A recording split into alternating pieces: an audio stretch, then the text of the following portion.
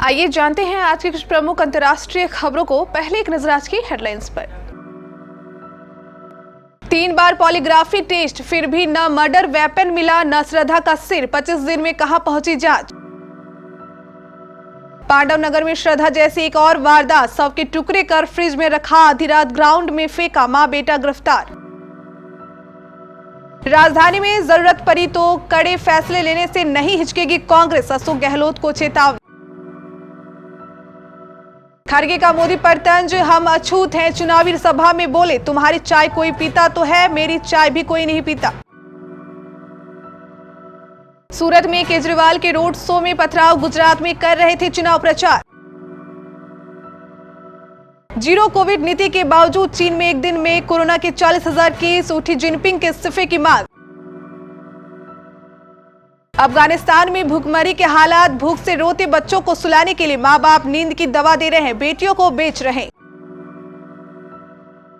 चीन में आजादी आजादी, टैंकों से कुचले जाने के 33 साल बाद थियानमेन चौक पर गूंज रहे नारे।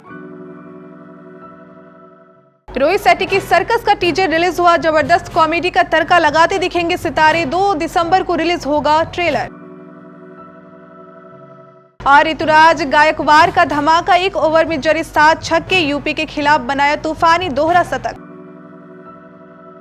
श्रद्धा मर्डर केस में आरोपी आफ्ताब का सोमवार को फिर पॉलीग्राफ टेस्ट कराया गया। अब तक आफ्ताब का 3 चरणों में पॉलीग्राफ टेस्ट हुआ। टेस्ट में आफ्ताब ने कुछ सवालों के ठीक से जवाब दिए, जबकि कुछ सवालों में वह पुलिस को गुमराह करता नजर आया। पॉलीग्राफ टेस्ट के बाद आफ्ताब का नार्को टेस्ट होना है। दिल्ली पुलिस इस मामले में पिछले 25 दिनों से जांच कर रही है। यहां तक कि दिल्ली से हिमाचल तक 5 राज्यों में सबूत तलाश रही है। इन सब के बावजूद पुलिस के हाथ अभी अहम सबूत लगना बाकी है।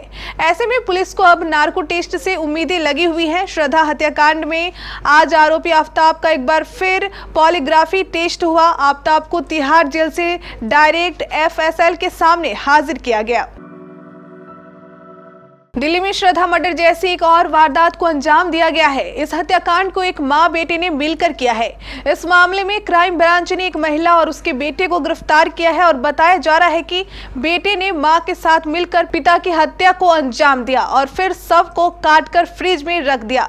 आरोपी मां बेटे ने अलग अलग दिन आकर चांद सिनेमा के पास स्थित ग्राउंड में आधी रात के बाद शव के टुकड़ों को ठिकाने लगाया। दिल्ली पुलिस की क्राइम ब्रांच ने ईस्ट दिल्ली में मिल रहे इंसानी शरीर के टुकड़ों की गुत्थी को सुलझा लिया है।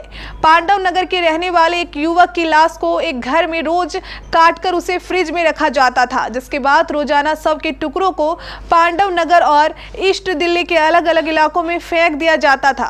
कत्ले की इस खौफनाक वारदात को मां बेटे ने मिलकर अंजाम दिया था। दोनों मां बेटे ही अपने घर में शव के टुकड़े कर फ्रिज में छुपा कर रखते थे और फिर उसे पांडव नगर इलाके में फेंक दिया करते थे।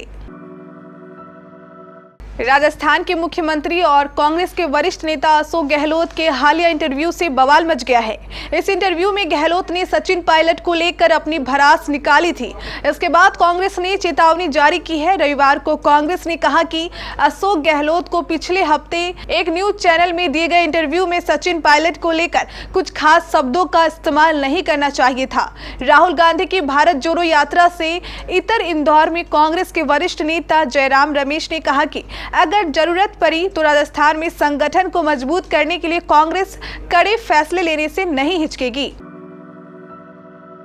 कांग्रेस अध्यक्ष मल्लिकार्जुन खड़गे ने प्रधानमंत्री नरेंद्र मोदी पर बड़ा हमला बोला है।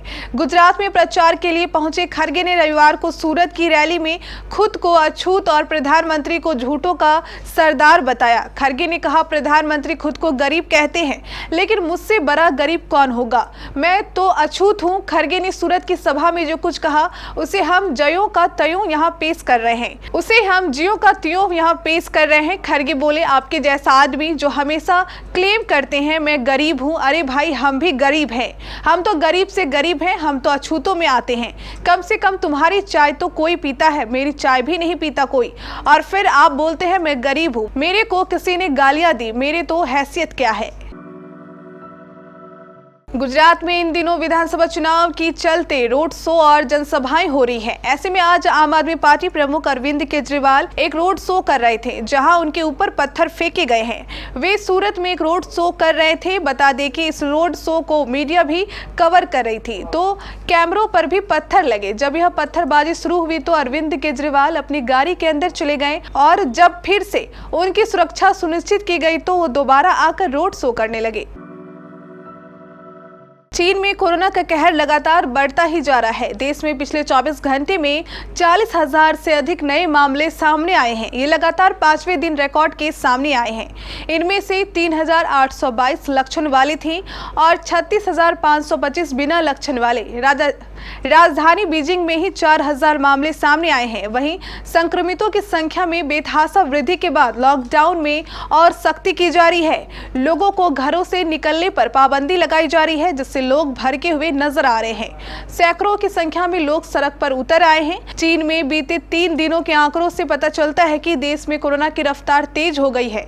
स्वास्थ्य विभाग द्वारा जारी आंकड़े के अनुसार शनिवार को 31,709 मामले सामने आए थे, जबकि रविवार को 39,791 मामले सामने आए थे। वहीं सोमवार को 40,347 मामले सामने आए हैं। अफगानिस्तान में हालात बदतर हो गए हैं। भूखमरी का ये हाल है कि लोग अपने भूखे बच्चों को सुलाने के लिए नींद की दवा दे रहे हैं। कई लोग तो खाने के लिए अपनी बेटियों और किडनी बेच रहे हैं। इसका कारण तालिबान सरकार की अपने ही लोगों के प्रति अनदेखी है। पिछले साल कब्जा करने के बाद से यहाँ विदेशी मदद नहीं मिली है।